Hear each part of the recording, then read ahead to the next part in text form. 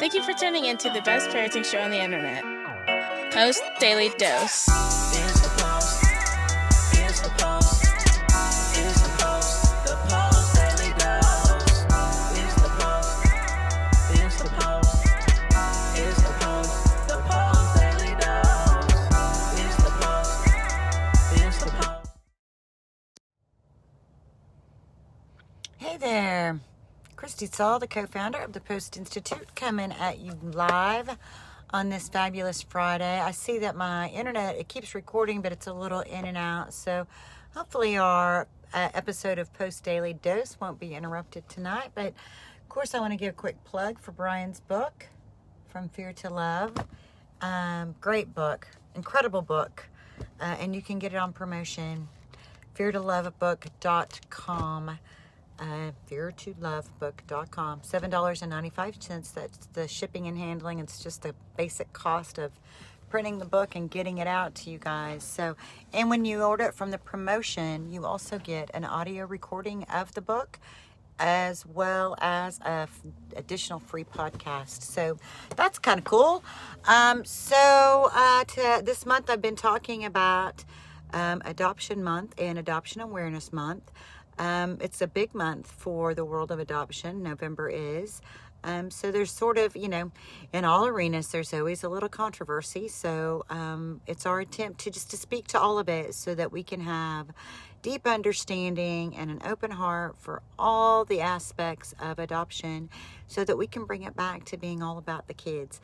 So until we speak about the stress that's in the adult arena, then that stress just keeps being this little hidden factor, right? It's like a hidden factor that's a big driving force. But as we were talking last night, when you shine the light, Brian talks about when you shine the light in the subconscious and we bring these subconscious things to our conscious awareness, then oftentimes they don't stand up well in the light because then we become conscious of it. We can examine it from a different lens, from a different place of understanding.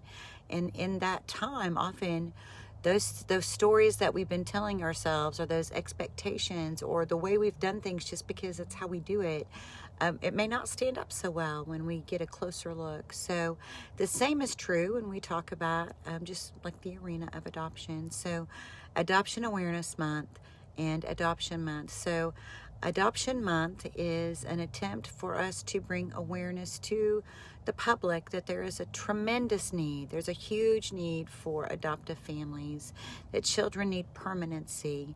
And so the statistics tell us that 10,000 children per day become orphans. And so that means since I started doing this monthly podcast, today is now November 6th. So just since November 1st, 60,000 more children have become orphans. So it's a pretty big deal, isn't it? There are over 140 million orphans worldwide. And obviously that number's growing, isn't it? There are almost 500,000 children in foster care in the U.S. And we know that oftentimes with foster care, there are frequent moves. Every move is a repeat trauma. It is a repeat of what feels like rejection, and it is a repeat of abandonment. And it's very difficult for those kids. I was reading a story of a foster child, now adult, a former foster youth, sharing that he had been on the average of 5 different schools a year from the time he was in elementary school through high school, all that time in foster care, that he averaged 5 different schools per year. So that's a pretty big deal, isn't it? We know that humans, we need to be rooted. It doesn't necessarily mean rooted like in the same place all the time, but at least with the same people, the same circle of people. So we need to be rooted in fertile, loving soil. There are definitely issues in those systems, and our kids need permanency.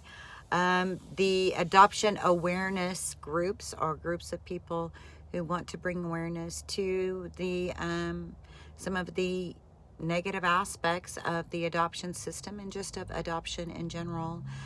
to help us understand that it is not all sunshine, rainbows, and lollipops. In fact, I remember doing an interview with a woman who owns a foster care agency in Colorado that I'm dear friends with. And one of the things that she asks of her foster families is to make a commitment of at least a year. And if you cannot make a year commitment, then she won't follow through. The recruitment will be ended. You can go foster for another agency, but she asks her families at least a 1 year commitment. And in the interview, she's just so bold and beautiful and honest. One of the things that she said was, she said sometimes people come into adoption and foster care with sort of a savior mentality, a mentality that they're here to be sort of like the Prince Charming, you know, to fix everything and to be the savior of the world. And they're here to make everything right that was wronged before. And she said that usually doesn't last very long. It can be very humbling. It's a humbling process. And the more we learn and the more we grow and the more we mature, the more we realize that our best position is a position of compassion for all parties involved and a deep understanding of humanity, that, generational wounds are a real thing. And that children who come from tough places, they grow up, and when there's not love and support, sometimes they fall into the same patterns of those generational wounds. And so it's just much better, instead of us sort of being on a high horse, that somehow we're better than them, or somehow we've got something better to offer.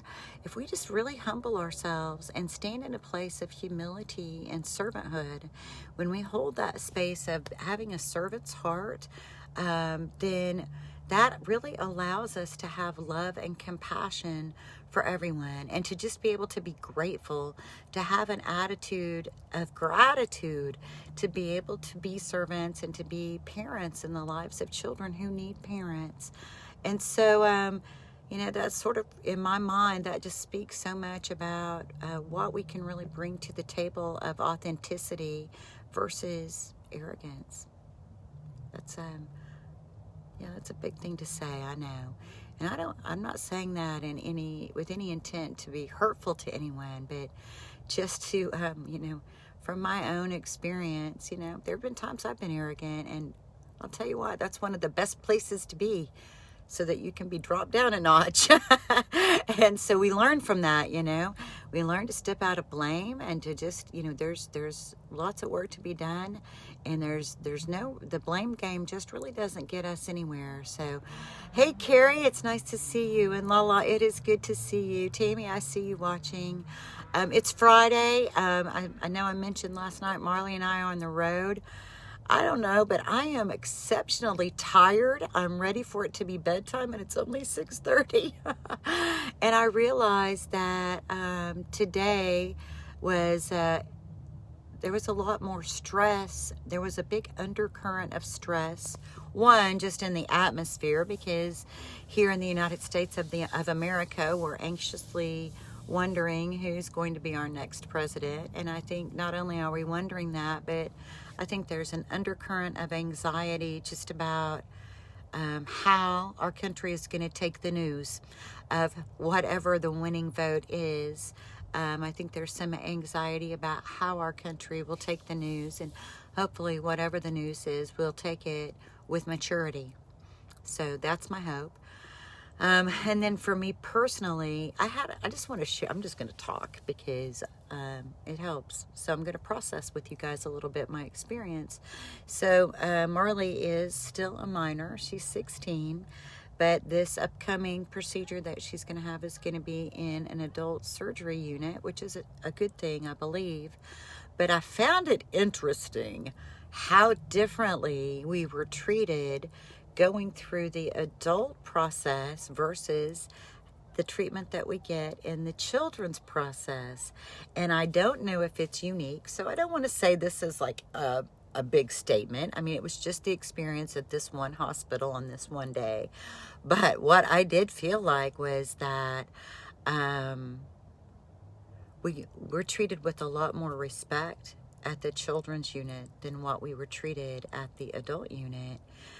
Just even as, you know, the experience, you think about the experience people have and how from the beginning to the end, it has an impact. And so our very first piece was even trying to find the right building and the right parking. And when I couldn't figure out where I needed to go, there was no place for me to park to go in and ask. So I had to park in the police parking. And I was immediately like, as soon as I was getting out of the door, this police officer came over and he was like, and so as he's doing his thing and saying what he's saying, I'm unloading Marley, and as Marley got out, then his demeanor changed. And so I'm just gonna say, you know, that was something I noticed. So, you know, think about your kids as they're getting older. Think about your older teens. Think about your young adults, and have grace. Have grace. They may have to be a little bit prepared that the adult world may not treat them the same way that they were treated when they were little children. And the difficulty with that is when it comes to trauma, this is important. When it comes to trauma, the world isn't going to see their regression. The world may not understand when we stress, we regress. So your 20-year-old who regresses to the point of a toddler, the world may not have the level of compassion for them that they need. And that is a big deal for our kids. Kim's she's making a point. Yes, I'm a nurse, served adults 20 years and been at a children's hospital the past 4. There is a world of difference, and it's very sad. Kim, thank you for that, because it's a big deal. And so just you having that insight can make you a servant. It can make you sort of a preacher in your environment to teach the people around you about the impact of trauma. And it got dark because I'm in my car. But I'm just going to finish up with you guys, because why not? You know, you guys are like family. And so I'm just going to finish up. So Kim, that is a good word, that it wasn't just my imagination. So thank you for giving me a little validation. And to those of you who have the ability to teach in those adult environments about the impact of trauma, and that when we stress, we regress, and the awareness of mental health is so important. It's so important that people understand that trauma and mental health issues are real, and that regression doesn't last forever. And when we can give a moment of comfort, give a little space, that when we have our own calm can help create calm for those young adults who are experiencing overwhelm. And so since my light's out, and this is a great time for us to close, I just want to tell you, in any given situation, we have 2 choices. We can act out of our same blueprints of stress, fear, and overwhelm, or we can take 1 to 2 to 10 deep breaths, and we can choose love. And so with that, I'm sorry I'm closing in the dark with you guys, but I appreciate you understanding. I do, and we love you guys. I hope you guys have a blessed weekend. When you lay your head down on your pillow tonight, rest assured, take something positive and let that be what you focus on. Let that fill your mind the same way we used to let worries fill our mind, and we pick those things apart, we pick ourselves apart, we pick our children apart. Let's just stop that. Let's stop doing that. Let's stop focusing on those negative things so much. You know, let them be how we learn. Let's learn from it. But let's rest tonight with a picture of something that's positive so we can build on that for tomorrow. Much love to you guys. Thank you so much for following us. We love you. Thank you for all that you do every day in healing, creating healing in the lives of your children.